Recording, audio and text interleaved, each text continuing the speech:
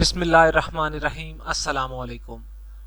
آج سے ہم کتاب گوئی بھی شروع کرنے جا رہے ہیں۔ کتاب شروع کرنے سے پہلے میں آپ کو مختصراً اس کا ایک حوالہ دیا جاتا ہوں کہ جب بالآخر فتح قسطنطنیہ کی سعادت 7ویں عثمانی فرمانروا سلطان محمد فاتح کے حصے میں آئی، دراصل سرکار دو عالم حضور اکرم صلی اللہ علیہ وآلہ وسلم کی بشارت تھی، تم ضرور قسطنطنیہ فتح کر لو گے، بس بہتر امیر اس کا امیر ہوگا اور بہترین لشکر وہ لشکر ہوگا۔ یہی فرمان رسالت تھا جس نے ہر دور کے مسلمان فاتحین کو قسطنطنیہ کا پروانہ بنائے رکھا، لیکن پے در پہ کئی حملوں کا سامنا کرنے کے باوجود بھی اس قدیم شہر کے دروازے کسی مسلمان فاتح کے لیے نہ کھل سکے۔ حضرت امیر معاویہ نے اپنے بیٹے کی سرکردگی میں قسطنطنیہ پر پہلا باقاعدہ حملہ کرنے کے لیے فوج بھیجی۔ اس حملے میں بہت سے جلیل القدر صحابہ، جن میں حضرت ابو ایوب انصاری بھی شامل تھے، شریک ہوئے۔ دوران محاصرہ حضرت ابو ایوب انصاری بیمار ہو کر شہید ہو گئے اور قسطنطنیہ کی فصیل کے نیچے مدفون ہیں۔ حضرت عمر بن عبدالعزیز، ہشام بن عبد الملک، مہدی عباسی اور ہارون الرشید جیسے برملا خلفاء نے بھی اس شہر کو تسخیر کرنے کے لیے زبردست حملے کیے، لیکن قسطنطنیہ کسی سے فتح نہ ہو سکا۔ قسطنطنیہ ایک ناقابل تسخیر شہر تھا۔ اس کے 3 اطراف میں سمندر تھا اور ایک جانب خشکی۔ شہر کے گرد 14 میل کے قطع دائرے میں ایک مضبوط فصیل تھی، جس پر 170 فٹ کے فاصلے پر مضبوط برج بنے ہوئے تھے۔ فصیل کے اندر بھی ایک فصیل، ان دونوں فصیلوں کے بیچ ایک ناقابل عبور خندق جس کی چوڑائی 60 فٹ اور گہرائی 100 فٹ تھی۔ ایک تیسری فصیل نے شہر کے 1 لاکھ سے زیادہ آبادی کو اپنے دامن میں پناہ دے رکھی تھی، اور یوں یہ شہر فتح کرنا قریب قریب ناممکن ہو گیا تھا۔ قسطنطنیہ عیسائی دنیا کا روحانی مرکز تھا، چنانچہ مسلمان فاتحین نے 20 لشکر اس شہر کو مسمار کرنے کے لیے پورے ساز و سامان کے ساتھ آتے، لیکن ہر مرتبہ ناکام لوٹتے، اور پھر رسول اللہ صلی اللہ علیہ وسلم کی اس بشارت کا مستحق دولت عثمانیہ کا 7واں فرمانرواں سلطان محمد فاتح ٹھہرا۔ عثمانی ترک، جنہیں ہم خلافت عثمانیہ کے نام سے جانتے ہیں، خراسان خانہ بدوش تغرل کے بیٹے عثمان خان کی اولاد تھے، جن کا تعلق ایک کائی قبیلے کے ساتھ تھا۔ یہ ایشیائی کوچک میں داخل ہوئے تو انہوں نے ایک سلطنت کی بنیاد ڈالی جو صرف 300 سال کے عرصے میں دنیا کی سب سے بڑی طاقت بن گئی۔ ان کا عروج کا دور مشرق میں سلطان سلیم اور مغرب میں سلیمان اعظم پر ختم ہو جاتا ہے، لیکن دولت عثمانیہ کا سب سے مشہور فرمانروا سلطان محمد فاتح ہے، جس کے ہاتھوں سرکار دو عالم کی بشارت تکمیل کو پہنچی۔ قسطنطین دواز دہم اور سلطان محمد فاتح کے درمیان ہونے والی یہ جنگ تحریر کن واقعات اور تاریخ پر مبنی ہے۔ خصوصاً سلطان نے جب اپنی بحریہ کو خشکی پر جہاز چلانے کا حکم دیا اور 10 میل کا دشوار گزار پہاڑی راستہ عثمانی بحری بیڑے نے پتھریلی چٹانوں پر گھسٹ کر طے کیا، یہ عظیم اور لازوال مارکا فی الحقیقت تاریخ کا ایک محتمل شان واقعہ ہے، جسے میں نے اس مکمل ناول میں تفصیل کے ساتھ بیان کیا ہے۔ مغربی مورخین قسطنطنیہ کو فتح کو قرون وسطیٰ اور دور حاضر کے درمیان حد فاصل قرار دیتے ہیں، اور یہ بھی حقیقت ہے۔ قدیم بازنطینی سلطنت کے پایا تخت اور پورے عیسائی دنیا کے روحانی مرکز کی تسخیر، جہالت کے اندھیروں میں ڈوبے اہل مغرب کی آخری شکست اور مسلمانوں کی آخری فتح تھی۔ جب رومی بادشاہ قسطنطین نے 3 صدی عیسوی میں عیسائی مذہب قبول کر کے اس شہر کو اپنا پایا تخت بنایا تھا، اس وقت اس کا نام قسطنطنیہ ہو گیا تھا۔ حضور اکرم صلی اللہ علیہ وسلم نے اس شہر پر جہاد کرنے والوں کو مغفرت کی بشارت عطا فرمائی۔ قسطنطنیہ کے بادشاہ کو قیصر روم کہا جاتا تھا۔ سلطان محمد فاتح کے زمانے میں قسطنطین نام کا 12واں قیصر حکمران تھا۔ آخر قیصر قسطنطین اس مارکے میں ہلاک ہوا اور قسطنطنیہ ہمیشہ کے لیے اسلامبول یا استنبول بن گیا۔ یوں رسالت مآب حضور اکرم صلی اللہ علیہ وسلم کی وہ پیشن گوئی سچ ثابت ہوئی، اذا ملک کثیر افلا کثیر آبادا، جب قیصر ہلاک ہو گیا تو پھر کوئی قیصر نہیں آئے گا۔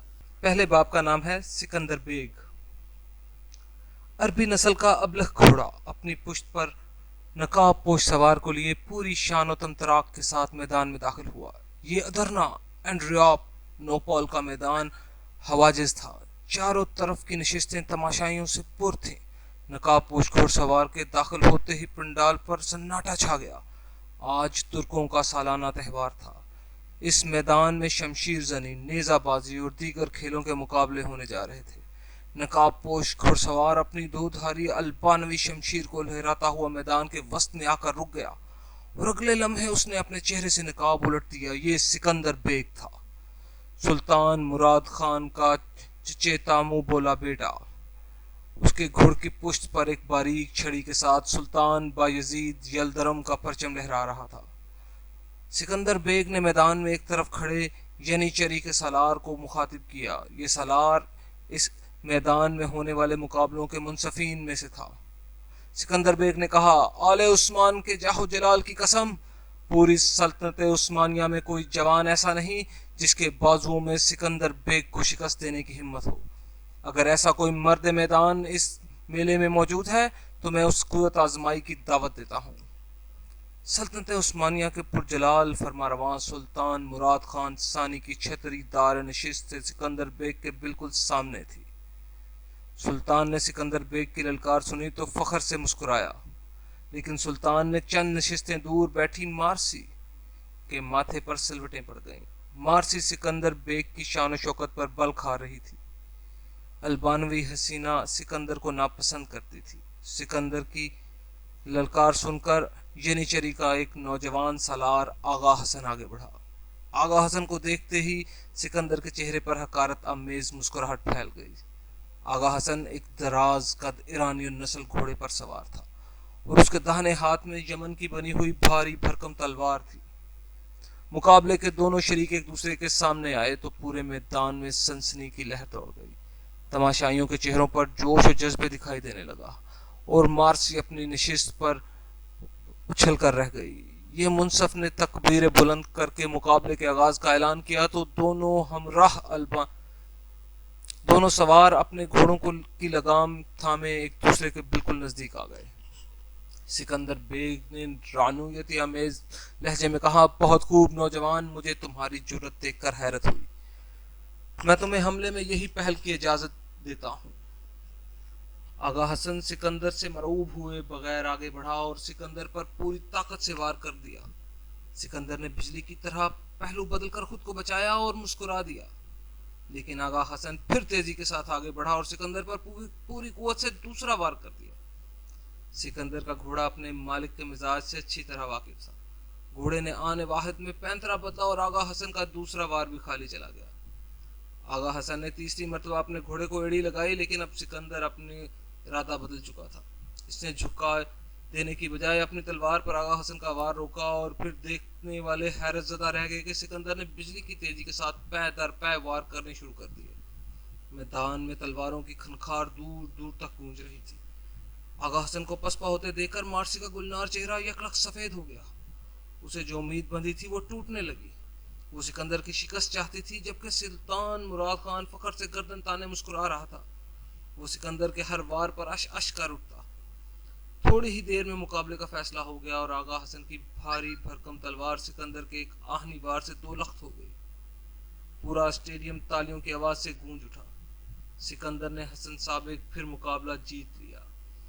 سلطان مراد خان کے پہلو میں بیٹھا نو عمر شہزادہ فرتے جوش سے اپنی نشست سے اٹھ کھڑا ہوا اور دونوں ہاتھوں سے تالیاں پیٹ رہا تھا، لیکن مارسی بے حد مزاحمل تھی. اسے سکندر بیگ ایک آنکھ نہیں بھاتا تھا، کیونکہ سکندر اس پر ڈورے ڈالنے کی کوشش کیا کرتا تھا. مارسی کو سکندر کا کردار بھی ناپسند تھا. وہ اپنے ماں کا بھی ادھیڑ عمر مار تھا. مارسی کی ماں تھی. یہ عورت البانوی شہزادوں کے ساتھ ادرنا کے داخل ہوئی تھی. سکندر بیگ بھی البانوی شہزادہ تھا. اس کا البانوی نام جارج کسٹریاٹ تھا. سلطان مراد خان ثانی نے بہت عرصہ پہلے البانیہ کے فرما رواں جان کیسٹریا کو بزور شمشیر اپنا متی کر لیا تھا. جان کیسٹریاٹ نے سلطان سے منت کر کے اپنی ریاست کی واپسی کا مطالبہ کیا. سلطان نے اس کی درخواست منظور کر لی اور ضمانت کے طور پر البانیہ کے حکمران نے اپنے 4 بیٹے سلطان مراد خان ثانی کے حوالے کر دیے. ان شہزادوں کے ہمراہ البانوی محل کی خاص کنیزیں مارتھا بھی روانہ کی گئیں. مارتھا سلطنت عثمانیہ کے دارالخلافہ اور ادرنا میں آئی تو اس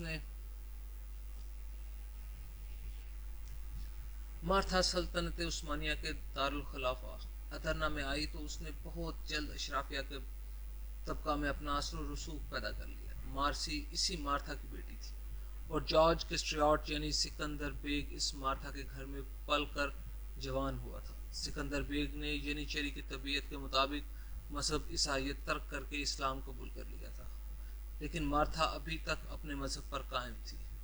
مارسی کے دل میں اگرچہ اسلام کے لیے بے حد نرم گوشہ تھا، لیکن ماں کے خوف سے وہ ابھی تک عیسائی مذہب کی پیروکار تھی۔ مارتھا ایک کٹر مذہبی عورت تھی اور اسلام کے خلاف بے پناہ تعصب رکھتی تھی۔ مارسی کو اس وقت بے حد حیرت ہوئی جب اس کی ماں نے سکندر بے کو اسلام قبول کرنے پر کچھ نہ کہا۔ مارسی اپنی ماں کی طرف سے مشکوک تھی۔ مارسی کو شک تھا کہ اس کی ماں نے سکندر بے کو خود مذہب تبدیل کرنے پر آمادہ کیا ہے۔ وہ اپنی ماں اور اپنے ساتھ پل کر جوان ہونے والے جارج کسٹریاٹ کے طرز عمل میں عثمانوی سلطنت کے خلاف سازش کی بو سونگ رہی تھی۔ جان کسٹریاٹ نے سلطان سے منت کر کے اپنی ریاست کی واپسی کا مطالبہ کیا۔ سلطان نے اس کی درخواست منظور کر لی اور ضمانت کے طور پر البانیہ کے حکمران نے اپنے 4 بیٹے سلطان مراد خان ثانی کے حوالے کر دیے۔ ان شہزادوں کے ہمراہ البانوی محل کی خاص کنیزیں مارتھا بھی روانہ کی گئیں۔ مارتھا سلطنت عثمانیہ کے دارالخلافہ اورونا ادرنا میں آئی تو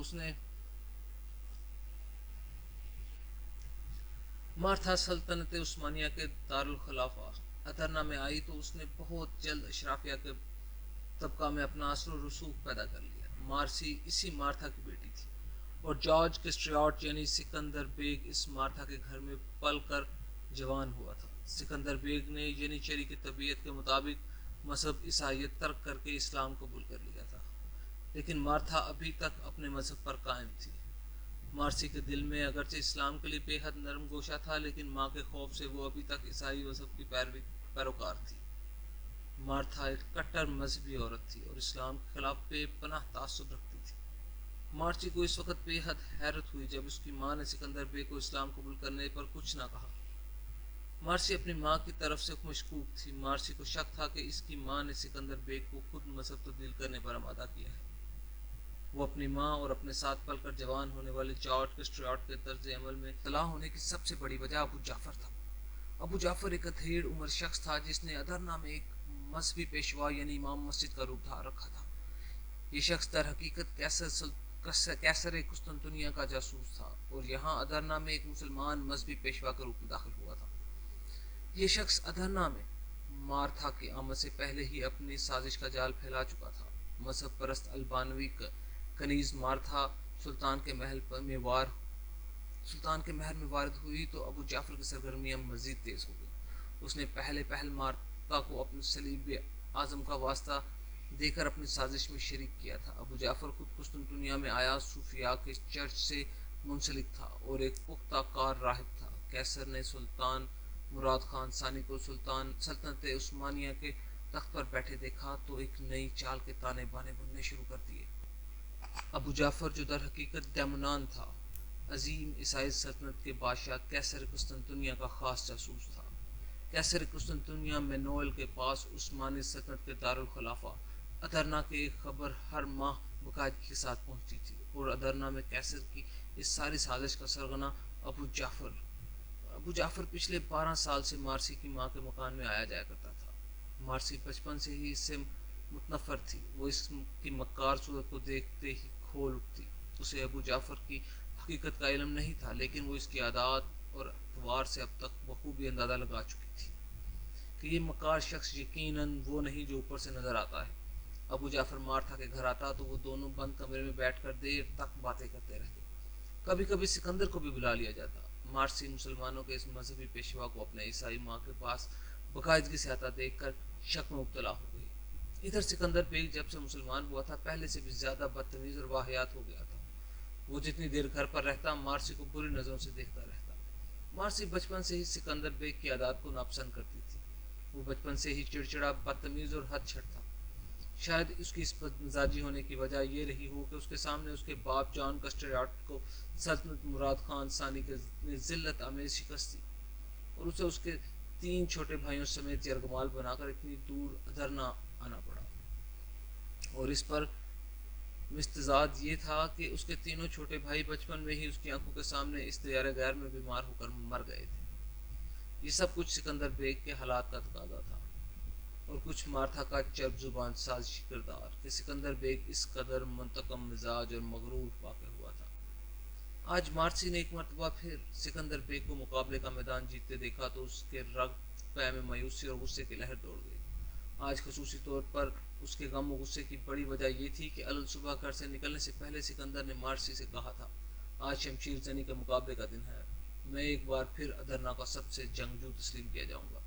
یہ حقیر ترک میرے مقابلے کی ہمت نہیں رکھتے۔ آج اگر میں پھر جیت گیا تمغے کا لوٹا تو چچی مارتھا سے تمہارا ہاتھ مانگ لوں گا۔ سکندر بیگ مارتھا کو چچی کہہ کر پکارتا تھا۔ مارسی نے اتنا سنا تو غصے سے چہرہ لال کرتے ہوئے، اتنا تکبر مت کرو، دراصل سلطان تم پر اعتماد کرتا ہے، یہی وجہ ہے کہ شاہی احترام میں تمہارے سامنے کوئی نہیں آتا۔ مجھے یقین ہے جینیچری کا کوئی بھی سالار تمہیں آسانی سے شکست دے سکتا ہے۔ سکندر بیگ مارسی کا زہر آلود جملہ سن کر غصے سے پیر پٹکتا ہوا گھر سے نکل گیا، اور اب مارسی دیکھ رہی تھی کہ ینیچری کا ایک سالار سکندر بیگ سے پوری طرح مات کھا چکا تھا۔ مارسی کی نظریں میدان سے ہٹ کر اپنے پیروں میں آ چکی تھی۔ وہ آج صبح کا مکالمہ یاد کر رہی تھی جب سکندر نے اسے کہا تھا، میں تمہاری ماں سے تمہارا ہاتھ مانگ لوں گا۔ مارسی شدید بے چینی کی اور آنے والے وقت سے ہراساں تھی۔ مارسی کی نگاہیں جھکی ہوئی تھی کہ اچانک اس میدان میں شور سنائی دیا، زوردار تالیوں کا شور۔ مارسی نے چونک کر میدان میں دیکھا تو مارے حیرت کے اپنی نشست پر اچھل کر رہ گئی۔ ایک اجنبی نوجوان جس کے جسم پر عربی لباس تھا میدان کی ایک جانب سے ایک سفید گھوڑے کو ایڑی لگاتا داخل ہوا۔ نوجوان کے خد و خال بھی حجازی تھے، اس کے نیچے ترکی نسل کا بہترین گھوڑا تھا اور اس کے داہنے ہاتھ میں ایک بھاری اور چمکدار شمشیر تھی۔ اس کے جسم پر نہ ہی ذرہ تھی اور نہ ہی پیش قبض، اور اس کے سر پر آہنی خود کی بجائے خالص حجازی طرز کا عمامہ تھا۔ نوجوان کی عمر زیادہ سے زیادہ 17 برس رہی ہوگی۔ تماشائی پورے جوش سے تالیاں بجا رہے تھے۔ اجنبی نوجوان کو آتا دیکھ کر سکندر کے ماتھے پر شکنیں نظر آنے لگیں۔ اسے اس عرب نوجوان کی آمد پر شدید حیرت تھی۔ اسٹیڈیم کے لائنچی نے آواز بلند اعلان کیا اور لوگوں نے بتایا کہ اجنبی نوجوان کا نام قاسم بن ہشام ہے۔ یہ حجاز کے شہر مکہ کا رہنے والا ہے جہاں اسلام کا اولین سورج طلوع ہوا۔ اعلانچی نے بتایا کہ قاسم عثمانی تربیت گاہ کے شمشیر زنی کے استاد طاہر بن ہشام کا چھوٹا بھائی ہے۔ اس کے علاوہ اس کے ساتھ ہی سلطان خان ثانی کے چہرے پر حیرت و اشتیاق کی قہر دوڑ گئی، اور سلطان کے پہلو میں بیٹھی نوعمر شہزادہ محمد بھی حیرت سے چونک اٹھا۔ لیکن مارسی کی حالت سب سے عجیب تھی۔ وہ اپنی نشست پر بار بار پہلو بدلتی اور مٹھیاں بھیجتی کر اپنے جذبات کا اظہار کرتی۔ عرب شہسوار سکندر بیگ کے سامنے آیا تو سکندر نے مسکرانے کی کوشش کی۔ اس نے عرب شہسوار کو حسب سابق حقارت کی نظر سے دیکھتے ہوئے کہا، نوجوان، میں تمہارے چہرے پر جرأت اور بہادری کے نقش دیکھ رہا ہوں، لیکن افسوس تمہارا تمام تر اعتماد سکندر بیگ کے پہلے وار سے ہی خاک میں مل جائے گا۔ یہ مکہ نہیں، ترک سلطنت کا دارالخلافہ ادھرنا ہے، اور میں سلطان مراد خان ثانی کا سب سے مضبوط شمشیر زن ہوں۔ قاسم سکندر بیگ کے فرعونیت سے بھرپور لہجے کو محسوس کر کے عارفانہ انداز میں مسکرایا اور پھر انتہائی نپت الانداز میں مخاطب ہوا، میں وقت سے پہلے بلند بانگ دعوے کا قائل نہیں، میں صرف اتنا جانتا ہوں کہ میرے بدن میں خالد بن ولید کا خون دوڑ رہا ہے۔ میرے شدید خواہش ہے کہ میں آج ایک ترک شہزادے کو حجازی شمشیر کا لوہا دکھا سکوں۔ قاسم نے اتنا کہا اور اپنے گھوڑے کو ایڑی لگا دی۔ سکندر پوری طرح تیار تھا۔ قاسم نے تلوار فضا میں بلند کی اور خالص عربی لہجے میں اللہ اکبر کہہ کر سکندر پر ٹوٹ پڑا۔ سورج کی شعائیں قاسم کے چمکدار تلوار پر پڑیں اور تماشائیوں کی آنکھیں چدھیا گئیں۔ یہ محض تلوار کی چکا چوندی نہیں تھی بلکہ آسمانی سائقہ کی لپک تھی۔ قاسم کے تابڑ توڑ حملے سکندر کے لیے ہزیمت کا پیغام تھے۔ سکندر کی تمام چالیں دھری کی دھری رہ گئیں اور وہ مسلسل ہر وار کو اپنی تلوار پر روکنے لگا۔ بظاہر ایسا لگ رہا تھا کہ قاسم جلدی تھک جائے گا۔ مارسی قاسم کے ہر وار کے ساتھ اچھل جاتی اور اب اپنی نشست پر کھڑی ہو گئی۔ تمام تماشائی چیخ چیخ کر قاسم کو داد دے رہے تھے۔ سلطان بے ساختہ مرحبا مرحبا پکار رہا تھا۔ شہزادہ محمد اپنے شاہانہ مرتبے کو بھول کر بالکل بچگانہ انداز میں تالیاں بجا رہا تھا۔ یک لخت قاسم نے ایک نئی چال چلی اور اپنے آپ کو تھکا ہوا ظاہر کرنا شروع کر دیا۔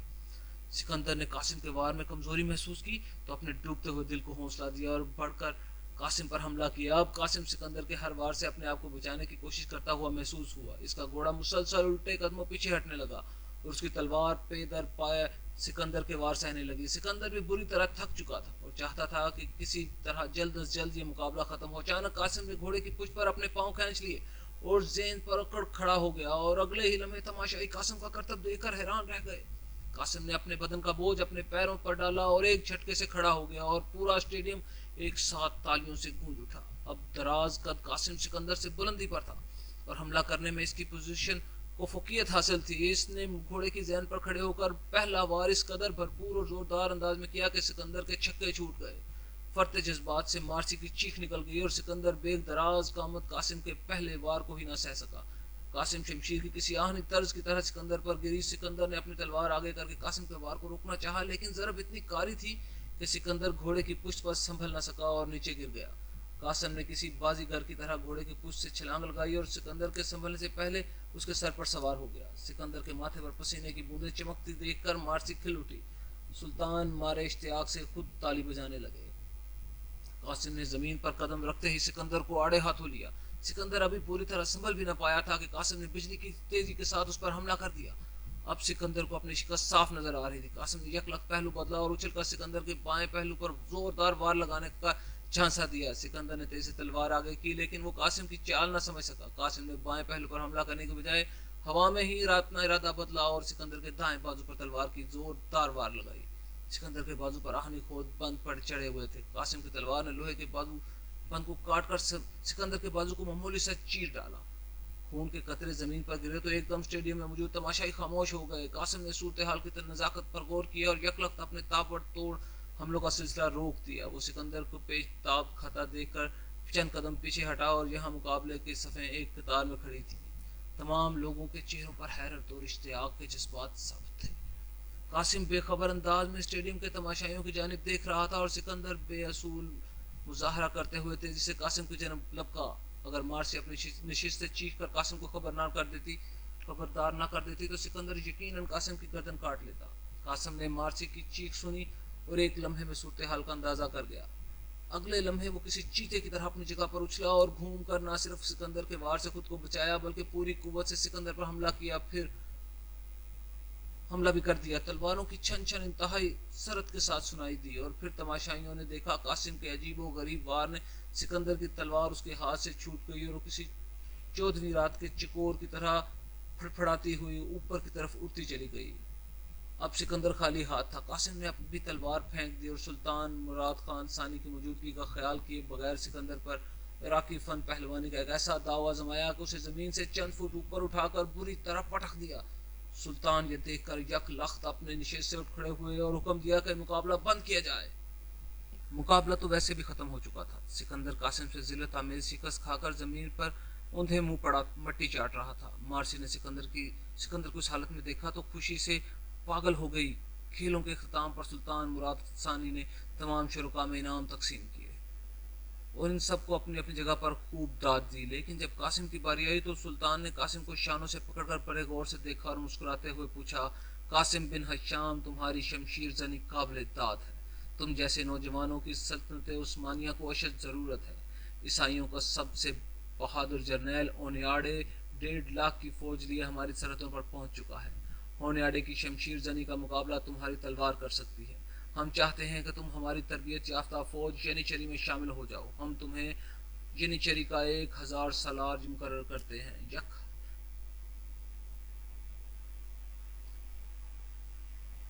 1000 सालार हम तुम्हें यनीचरी का 1000 सालार मुकर्रर करते हैं। सुल्तान का यह फैसला कासिम के लिए गैर मुतवक्की था। वो पूरी तरह से टटा गया। वो तो महज चंद दिन गुजारने के लिए अदरना आया था। अपने भाई ताहिर बिन शाम के घर वगरना अपने शहर मक्का में उसकी मसरूफियात बहुत ज़्यादा थी। बूढ़े माँ बाप की देखभाल, खेती बाड़ी और मवेशी, ये सब कुछ संभलना अकेले कासिम की जिम्मेदारी थी। उसका बड़ा भाई ताहिर पहले ही सुल्तान मुराद सानी का मुलाजिम था। ताहिर उस्मानी तरबियतगाह में शमशीर जनी का उस्ताद था। शमशीर जनी और पहलवानी कासिम के मरूसी और ख़ानदानी खेल थे। उसका बाप हशाम हिजाज का नामी ग्रामी पहलवान रह चुका था। कासिम यहाँ अपने भाई से मिलने के लिए आया था। वो भी कल ही यहाँ अधरना में वारिद हुआ था। यहाँ आकर उसे सालाना त्यौहार का इल्म हुआ तो वो बहुत खुश हुआ और अपने भाई ताहिर के साथ अदल सुबह यहाँ स्टेडियम चला आया। और अब ये अचानक इत्तफाक़ उसे के सर पर आड़ पड़ी थी। उससे संभला न जा रहा था। उसने तो सिकंदर को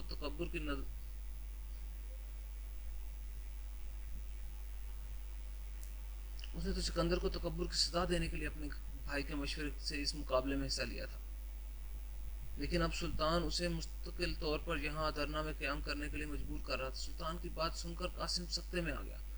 قاسم کو خاموش کھڑا دیکھ کر سلطان نے پھر کہا، کیا تمہیں خوشی نہیں ہوئی نوجوان؟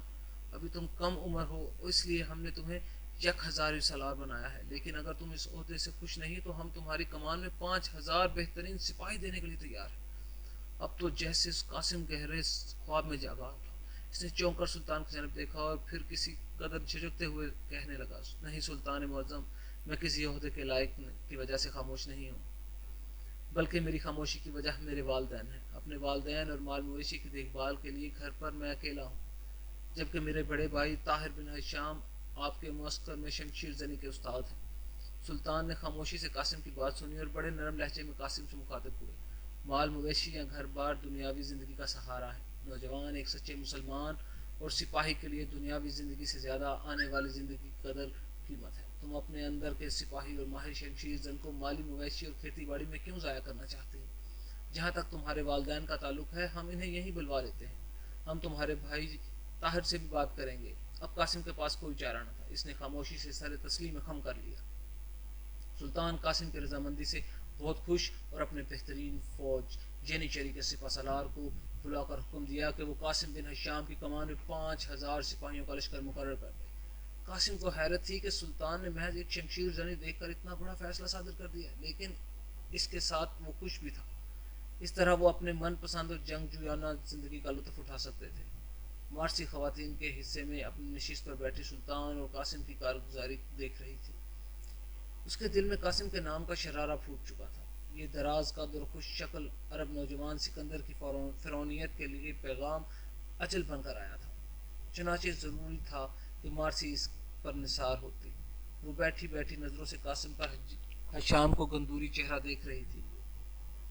جب تک قاسم سلطان کے پاس کھڑا رہا، مارسی ان کی جانب متوجہ رہی۔ جو ہی قاسم سلطان سے الگ ہوا، مارسی کی نظریں اس کے قدموں کا تعاقب کرنے لگی۔ وہ دور معززین شہر کی نشست پر اپنے بھائی کے قریب جا کر بیٹھ گیا۔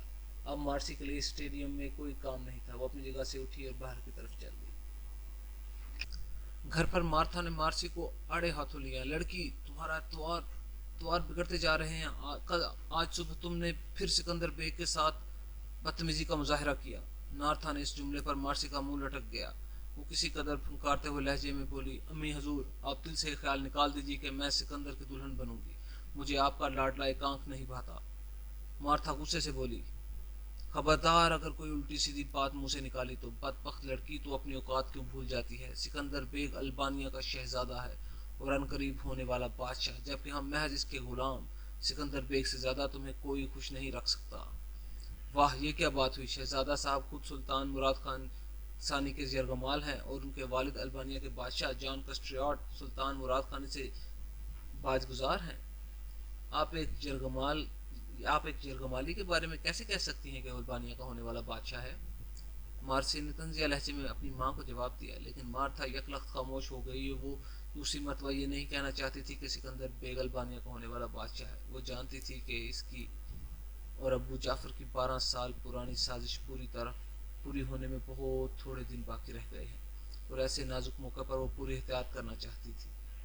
مارسی نے ماں کی خاموشی کھڑے دیکھا تو غنیمت جانا اور تیز تیز قدموں سے اندر کی جانب دوڑتی چلی گئی۔ ادھر مارتھا ابھی تک اپنی سازش کے خیالوں میں گم تھی۔ مارتھا اور ابو جعفر نے سکندر بیگ کو پوری طرح اپنے جال میں پھانس رکھا تھا۔ مارتھا کی نظروں کے سامنے سکندر کا بچپن گزرنے لگا۔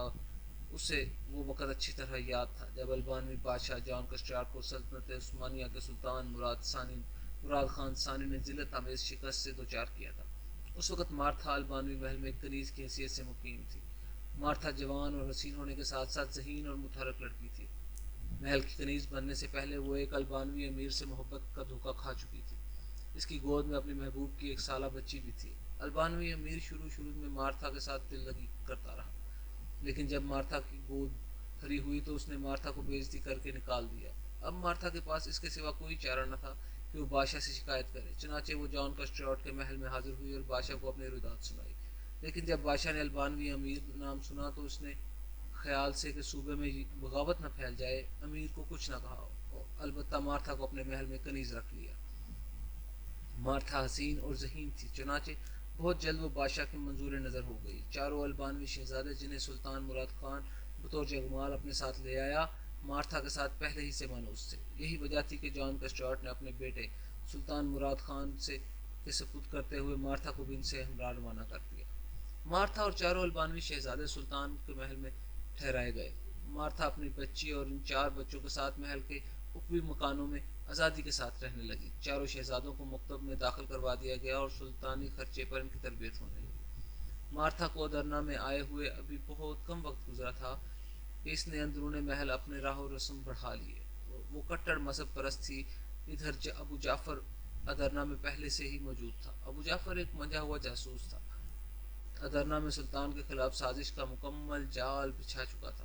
کوتوال شہر سے لے کر یونیچری کے بعد سالار تک ابو جعفر کے زیر زمین سرگرمیوں کا دائرہ کار تھے۔ دربار سلطانی میں بھی اس کے ہرکارے موجود تھے۔ گویا ادرنا میں ابو جعفر کی بے تاجی بادشاہی تھی۔ وہ بظاہر ایک مذہبی پیشوا تھا، لوگ اسے خلیب مغرب کے نام سے جانتے تھے، لیکن در حقیقت وہ قسطنطنیہ کے آرتھوڈکس چرچ ابا صوفیہ کا ایک آزمودہ کار پادری تھا۔ وہ ادرنا میں پچھلے کئی سالوں سے مقیم تھا اور اس کے ہر کار کیسر قسطنطنیہ کو عثمانی سلطنت کے پل پل کی خبر پہنچاتے تھے۔ البانیہ کی شکست کے بعد مارتھا اور البانوی شہزادے ادرنا آئے تو ابو جعفر کے لیے اپنی سازش کا جال پھیلانا مزید آسان ہو گیا۔ اس نے سب سے پہلے مارتھا کی فطری کمزوریاں معلوم کی اور پھر مارتھا کو اپنے شکنجے میں جکڑنے کے لیے ڈورے ڈالنے شروع کر دیے۔ ایک مذہبی پیشوا کی حیثیت سے سلطانی محل کے اوپری محل میں اس کا آنا جانا کسی کو معیوب نہ لگا۔ پہل جب وہ مارتھا کے گھر آیا تو مارتھا نے اسے مسلمانوں کا مذہبی پیشوا سمجھا اور کچھ خاص گھاس نہ ڈالی، لیکن مکار ابو جعفر نے پہلی نشست میں ہی مارتھا کو اپنے شیشے میں اتار لیا۔ شروع میں مارتھا عیسائی سازش کا حصہ بننے سے خوفزدہ رہی، لیکن ابو جعفر کی چرب زبانی نے اسے بہت جلد اپنے اشاروں پر نچانا شروع کر دیا۔ اب وہ ایک البانوی کنیز کی بجائے کیسر کی ایک اہم جاسوس تھی۔ مارتھا ابو جعفر کے لیے سلطانی محل میں جا کر اہم معلومات حاصل کرتی اور اپنے دین یسوع مسیح کی خدمت میں سر انجام کر رہی تھی۔ اسی اثناء میں ایک اہم واقعہ ہوا۔ شاہ سربیا لارڈ اسٹیفن نے اپنی بیٹی شہزادی کیمرون نوجوان سلطان مراد خان ثانی کے عقد میں دے دی۔ شاہ سربیا لارڈ اسٹیفن اگرچہ مذہباً عیسائی تھا، لیکن مراد خان ثانی کے دادا سلطان بایزید یلدرم کے زمانے سے سلطنت عثمانیہ کا بہی خواہ اور وفادار تھا۔ بایزید یلدرم کے زمانے میں اسٹیفن نے مسلمانوں کی طرف سے متعدد معرکوں میں شرکت کی اور ہر محاذ پر سلطان کے شانہ بشانہ رہا، خصوصاً اس وقت جب جنگ انگورا میں تاتاری فرمانروا امیر تیمور نے سلطان بایزید یلدرم کو عبرتناک شکست دی۔ اسٹیفن ابھی سلطان بایزید یلدرم کا ہم رکاب تھا۔ اس زمانے میں اسٹیفن نوجوان تھا۔ اسٹیفن نے بایزید کو اپنی وفاداری کا ثبوت دینے کے لیے اپنی بہن اس کے عقد میں دے دی تھی۔ اب سلطان مراد خان ثانی کو بایزید یلدرم کا پوتا سلطان محمد خان اول کا بیٹا تھا۔ اسٹیفن نے اپنی وفاداری کو یقین اس طرح دلایا کہ اپنی چہیتی بیٹی شہزادی سروین سلطان کو بیاہ دی۔ شہزادی سروین محل میں آئی تو مارتھا اور ابو جعفر کے کان کھڑے ہو گئے۔ ابو جعفر نے مارتھا سے کہا، مارتھا، یہ شہزادی تمہاری پہنچ سے دور نہیں، اسے صلیب اعظم کا واسطہ دے کر اپنے ساتھ جہاد میں شریک کرو۔ مارتھا نے شہزادی سروین کے پاس آنا جانا شروع کیا تو اس نے بہت جلد اندازہ ہو گیا کہ لارڈ اسٹیفن کی بیٹی اپنے باپ کی طرح سچے دل سے سلطنت عثمانیہ کی خیر خواہ ہے۔ مارتھا بہت جلد مایوس ہو گئی اور ابو جعفر کو بتایا کہ شہزادی سروین اتنا ترنے والا بھی نہیں جتنا ہم نے سمجھ لیا تھا، لیکن ابو جعفر مایوس نہیں، اس نے شہزادی سروین کو ورگلانے کی کوشش جاری رکھی۔ ابو جعفر در حقیقت ایک شفاق اور گھناؤنا شخص تھا۔ اس نے البانیہ کے بادشاہ جان کیسٹراٹ کو سلطنت سے بدزن کرنے اور بغاوت پر اکسانے کے لیے ایک انتہائی سنگین منصوبہ تیار کیا۔ جب اس نے اپنے اس سنگین منصوبے میں مارتھا کو شامل کرنا چاہا تو وہ پوری طرح بھدک گئی، کیونکہ ابو جعفر کا منصوبہ بے پناہ شفقانہ اور خوفناک تھا۔ ابو جعفر نے البانوی بادشاہ کو سلطان سے بدزن کرنے کے لیے سلطان کے محل میں موجود معصوم البانوی شہزادوں کے قتل کا پروگرام بنایا۔ مارتھا، جو ایک طرح سے ان بچوں کی ماں بھی تھی، ابو جعفر کی سازش میں قطعاً شریک نہ ہونا چاہتی تھی۔ ابو جعفر مسلسل کئی روز تک مارتھا کو معصوم بچوں کی جان لینے پر آمادہ کرتا رہا، لیکن جب مارتھا نہ مانی تو ابو جعفر نے ننھی مارچی کو زبردستی ماں سے الگ کر دیا۔ مارتھا بری طرح پھنس چکی تھی۔ اب وہ ابو جعفر کے ساتھ زیر زمین سرگرمیوں میں اتنی آگے جا چکی تھی کہ اس کے لیے واپسی کا کوئی راستہ نہ تھا۔ बिलाखिर मार्था ने डरते कांपते अबू जफर का हुक्म मान लिया और अल्बानवी शहजादा जॉन कैस्ट्रियट के 3 नन्हे यरगमाल शहजादों को खाने में जहर दे दिया। सिकंदर अपने भाइयों में सबसे बड़ा था और किसी कदर चालाक और होशियार भी था। मार्था ने अबू जाफर के मशवरे से सिकंदर को जिंदा रहने दिया और बाकी 3 नन्हे शहजादों को एक माँ की बजाय डायन बनकर दियार गैर में जहर मिलाकर खिलाने लगी। अपने माँ बाप से दूर इस दियार गैर में ये मासूम बच्चे मार्था के रहमो करम पर थे। चुनाचे 3 बच्चे खेलते कूदते खाने के वक्त दस्तरखान पर आए तो खाने के बर्तनों में उनकी मौत उनका इंतजार कर रही। जहर अबू जाफर लाया था, जो आहिस्ता आहिस्ता असर करने वाला जहर था। बच्चे खाना खाकर दोबारा खेल में मसरूफ हो गए। तकरीबन 1 घंटे बाद सबसे छोटे शहजादे को क्या आई और कुछ ही देर में इसकी रूह कफ्स अंसरी से परवाज कर गई। दूसरे दोनों बच्चे किसी कदर सख्त जान साबित हुए और चंद दिन शदीद बीमार रहकर यके बाद दीगरे वफात पा गए। 3 अल्बानवी शहजादों के यके बाद दीगरे इंतकाल ने कैसर सुल्तानी को हला कर रख दिया। सुल्तान मुराद खान सानी ने फौरी तौर पर दरबार लगाया और हाजरीन दरबार के सामने ताज़ा तरीन सूरत हाल रखी। सुल्तान खुद बेहद गमगीन और दिल गिरफ्तार थे, क्योंकि उनके जेर साया परवरिश पाने वाला शाह अल्बानिया के मासूम बच्चे इंतहाई पुरस्कार तौर पर एक के बाद दीगरे वफात पा गए थे। सिर्फ एक शहजादे जॉर्ज कैस्ट्रियट जिंदा बचा था। ये दरअसल एक मुसलमान सुल्तान के लिए बहुत शर्म और नदामत की बात थी। सुल्तान का अपना बेटा शहजादा मोहम्मद इस अल्बानवी शहजादा का हम मकतब और हम उम्र था। सुल्तान के लिए मजीद परेशानी की बात यह थी कि अब शाह अल्बानिया के भड़क उठने का अंदेशा था और सुल्तान उस्मानिया के शुमाल सूबों में बगावत फैलने का खतरा पैदा हो गया था। हाजरीन दरबार दम बखुद थे। शहजादे की पुरस्कार मौत का बज़ाहिर कोई सुराग मिलता दिखाई नहीं दे रहा था। बिलाखिर सुल्तान ने खुफिया महकमे के सरबराह को इन पुरस्कार अमवात का खोज लगाने पर मामूर किया और शाह अल्बानिया की जानिब से एक ताज़ीती सफ़र रवाना करने का हुक्म दिया, जिस पर मौक़िफ़ इख्तियार किया गया कि मासूम शहजादे किसी नादीदा बीमारी के सबब हलाक हो गए हैं। मज़ीद सुल्तान मुराद खान सानी ने ये कदम किया कि जॉर्ज कैस्ट्रियट को बराह रास्त अपनी निगरानी में ले लिया और इसकी तरबियत और देखभाल के लिए माहिर और वफादार अफराद को मुकर्रर कर दिया। अब अबू जाफर और मार्था को शाह अल्बानिया की तरफ से बगावत का इंतजार था। अबू जाफर ने मासूम शहजादों के घनौने कत्ल के बाद कैसर कुस्तुनतुनिया को अपनी रिपोर्ट में लिखा कि शहनशाह मुअज़्ज़म महाज मसीहियत जनाब कैसर कुस्तुनतुनिया, मैंने 3 ईसाई बच्चों के पाकीज़ा खून से सुल्तान मुराद खान के लिए अज़ाब मुसलसल का नोश्ता लिख दिया है। मैंने सुल्तान उस्मानिया की अल्बानवी सरहदों पर बगावत का बारूद भर दिया है। सुल्तान ने हमारी तवक्को के मुताबिक चौथे शहजादे को अपनी खास तहवील में ले लिया। अब मैं चौथे शहजादे जॉर्ज कैस्ट्रियट के दीन मसीह के मुताबिक जहनी तरबियत कर रहा हूँ। बहुत जल्द मैं इस सुल्तान के घर में इसका ताकतवर दुश्मन तैयार कर लूँगा। कैसर कार खैर अंदेश डेमोनान। अब अबू जाफर मार्था को ये जिम्मेदारी सौंपी कि वो शहजादा जॉर्ज को सुल्तान के खिलाफ पूरी तरह भड़काए। तहरे कत्ल जैसा संगीन जुर्म सरंजाम देने के बाद मार्था सर से पांव तक अबू जाफर की गिरफ्त में आ चुकी थी। उसके लिए अबू जाफर की बात मानने के सिवा कोई रास्ता न था। चनाचे मार्था ने चुपचाप वही किया जो उसे करना चाहिए था, जिसका हुक्म कैसर का शातिर जासूस अबू जाफर यानी डेमोनान उसे देता था। मार्था ने शहजादा जॉर्ज को यह कहकर इंतकाम पर उकसाया कि इसके मासूम भाइयों को सुल्तान मुराद सानी ने जहर देकर मरवा दिया है। जॉर्ज 10-11 साल का था। अपने बेयार और मददगार भाइयों की मौत से सख्त दिल गिरफ्त था। इसने मार्था के सुल्तान के खिलाफ भड़काया और उसके तन बदन में इंतकाम की आग दौड़ने लगी। उसे यक के बाद दीगरे सुल्तान के तमाम इक़दामात जुल्म महसूस होने लगे। उसकी निगाहों के सामने अपने मफतूह वतन और मगलूब बाप का चेहरा घूमने लगा। उसे अपने कसम पुरसी का वो वक़्त भी याद आ गया जब उसका बाप और शफीक मान से बिछड़ रहे थे। वो सगीर सनी के आलम में अपने भाइयों समेत एक अजनबी देश की जानिब कैदी किसी हैसियत से रवाना हुआ था। फिर उसने अपने कम सन भाई तड़पते सिसकते और बेवजह जहर कैद करते याद आए। मार्था ने 9 उम्र शहजादे को अपनी चर्ब जुबानी से उस जाल में पूरी तरह जकड़ लिया था।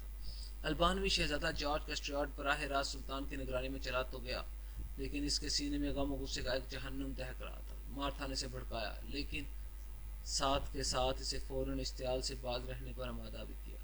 मार्था इससे कहती, जॉर्ज, जल्दबाजी में कोई ऐसा काम न कर बैठना जिससे तुम्हारा राज खुल जाए और तुम अपना इंतकाम लेने से महरूम रह जाओ। अब जॉर्ज बराह रास्त شاہی مکتب میں تعلیم و تربیت حاصل کر رہا تھا۔ یہاں اس کی ملاقات شہزادہ محمد سے ہوئی، جو عمر میں جارج سے کافی چھوٹا تھا۔ جارج نے دل میں فیصلہ کیا کہ وہ بڑا ہو کر سلطان مراد خان ثانی کے فرزند شہزادہ محمد کو قتل کر کے اپنے انتقام کی پیاس بجھائے گا۔ جارج کا ناپختہ ذہن انہی خیالات کے ساتھ بتدریج پختہ ہوتا چلا گیا۔ نفرت اور غم و غصے کی کیفیت میں اسے بد مزاج بنا دیا تھا۔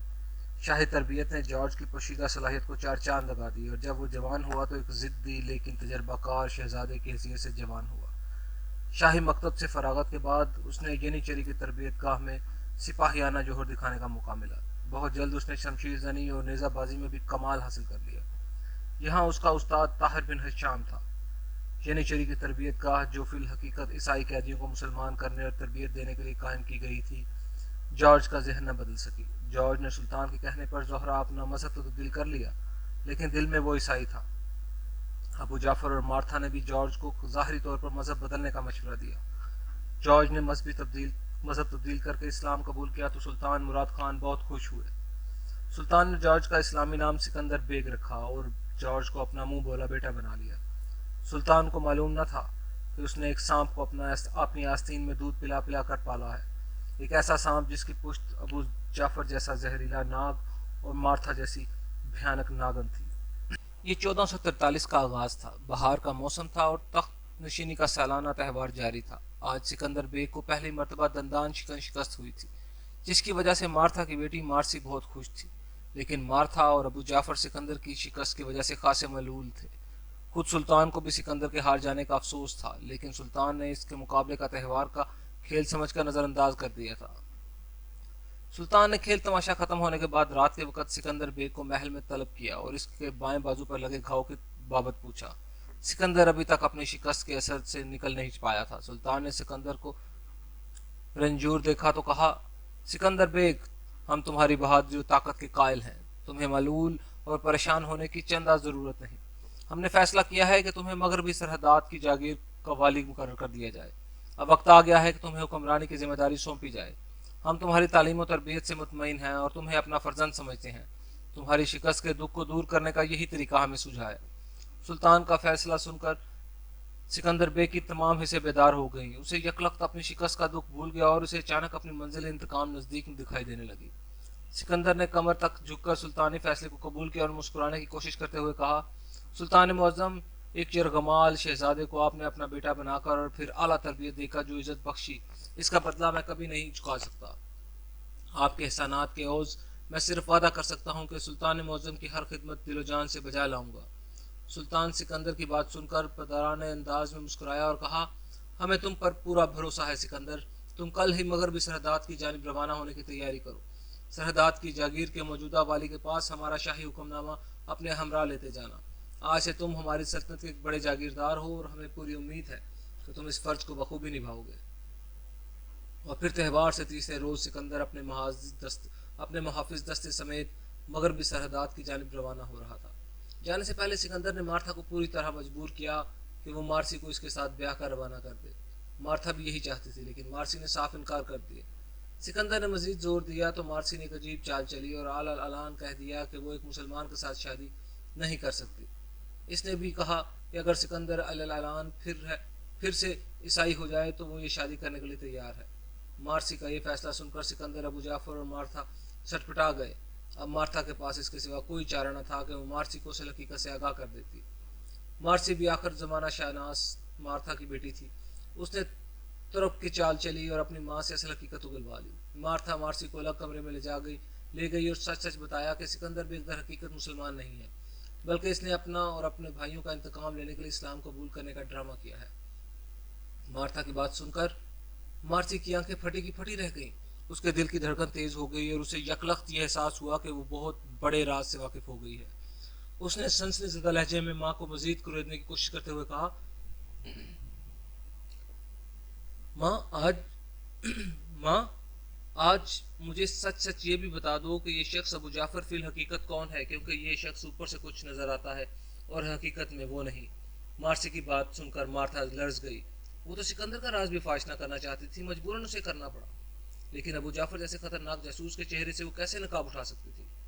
اس کا رنگ زرد ہو گیا، لیکن اس نے اپنے آپ کو سنبھالنے کی کوشش کرتے ہوئے مارسی سے کہا بیٹی یہ وقت اس بات کا نہیں، تم نے شرط رکھی تھی کہ تم ایک عیسائی سے ہی شادی کرو گی، چنانچہ میں نے تمہیں سکندر یا بیگ کی حقیقت بتا دی، اب تم مزید وقت ضائع مت کرو اور جلدی سے اپنی شادی کی تیاری کرو۔ مارسی کے ذہن میں آندھیاں چل رہی تھی، اسے پہلی بار احساس ہوا تھا کہ اس کی ماں کتنی بڑی سازش میں شامل ہے۔